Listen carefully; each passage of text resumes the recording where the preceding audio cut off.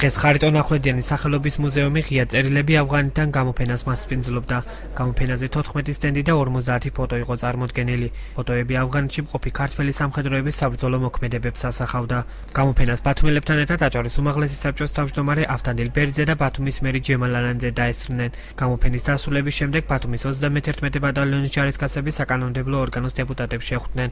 გამოფენაზე წარმოდგენილი ფოტოები სამხედრო თემატიკაზე მომუშავე ჟურნალისტმა ზაირა მიქატაძემ შეკრიბა.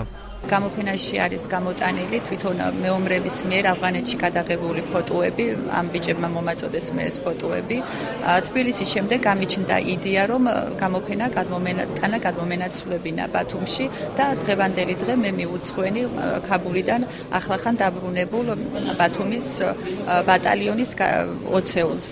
გამოფენას რო უყურებთ წარმოდგენილმა ადამიანებმა, მთავრობის წევრებმა ესეთ ფილად და ლამაზად რო შეხვდნენ ამ ადამიანებს.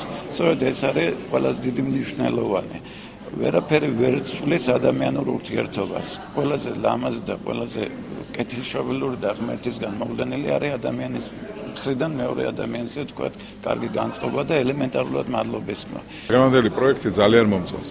ეს არის არაჩვეულებრივი მიგნება და ერთი დღით რომ არის ძალიან ცუდია.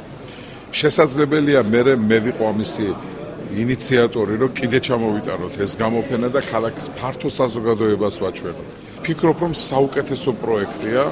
ეს არის ქართული სულისკვეთების საქართველოს პოპულარიზაცია.